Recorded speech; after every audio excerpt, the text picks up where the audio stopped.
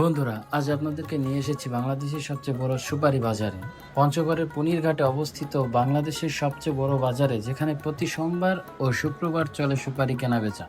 প্রতি হাটে 5 থেকে 6 কোটি টাকার সুপারি বেচা কেনা হয় এইখানে। হাট ঘুরলে শুধু দেখা যাবে হলুদের সমারোহ। 300 থেকে 400 বস্তা সুপারি বিক্রি হয় প্রতি হাটে এইখানে।